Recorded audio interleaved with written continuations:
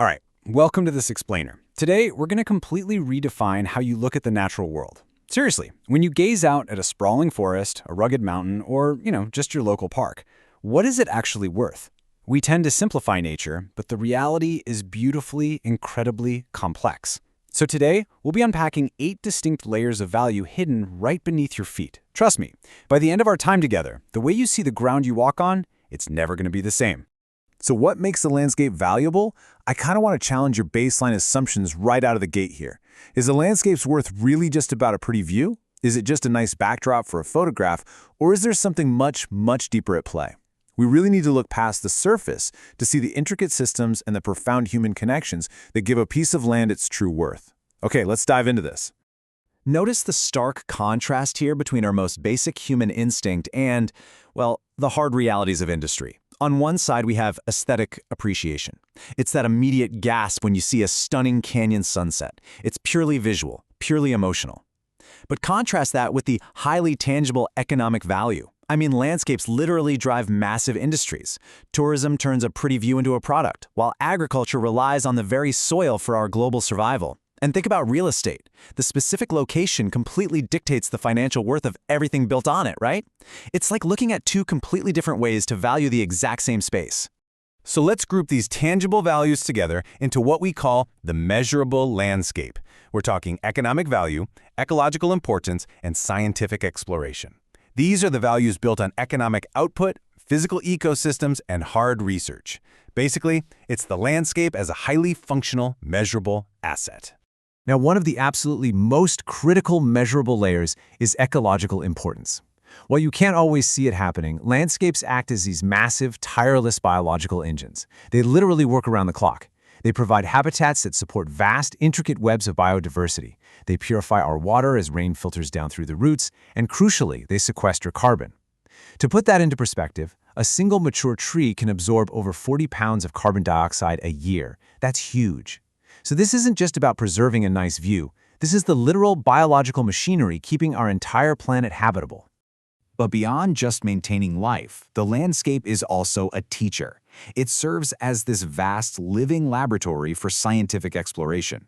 Researchers, they don't just study landscapes, they read them. Through fields like geomorphology, they can actually analyze layers of rock and the curves of a river to uncover hard, undeniable data about Earth's history and climate shifts. It's like every single physical feature is a clue just waiting to be decoded. Okay, let's shift gears a bit. We're going to move away from the external, measurable world and start looking inward, the human connection, shifting from the measurable to the mind. We're crossing the bridge from hard ecological data to the really profound ways that landscapes shape human society and our individual minds. And that brings us directly to psychological well-being.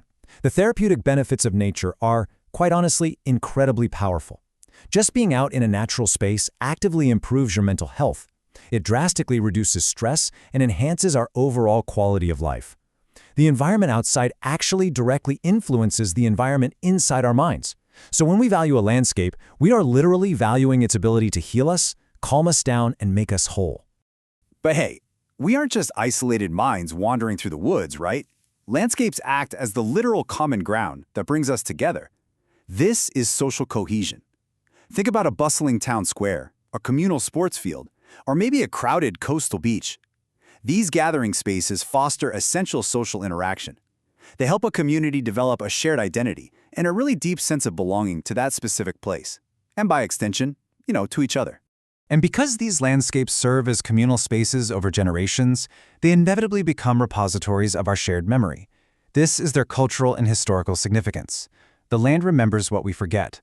It holds the weight of important historical events, and it's the birthplace of ancient traditions and local myths. When we preserve a landscape, we aren't just saving dirt and trees. We're actually acting as guardians of our own cultural heritage. The landscape is basically the physical text of human history.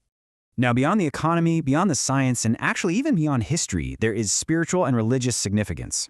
Throughout all of human existence, specific mountains, rivers, forests, and deserts have been recognized as sacred or divine. They're viewed as these special places where the veil between the ordinary world and the extraordinary is just lifted. Sometimes, the absolute highest value a landscape can offer isn't something you can harvest, measure, or even photograph. As the quote says, it's about providing spaces for reflection, meditation, and connection with the transcendent. It's simply having a quiet space to connect with something vastly larger than ourselves. So, we've made it to the end of our 8 layers, all the way from the raw economic output of real estate to the silent peaks of spiritual reflection. Knowing all of this, how are you going to value the landscapes in your own life? The next time you look out your window or take a walk in a local park, don't just see a pretty backdrop. See the carbon being captured. See the mental health being restored. See the history, the community, and the economy all woven together in one place. You are literally standing in the middle of a masterpiece. Thanks so much for joining me on this explainer, and keep looking deeper.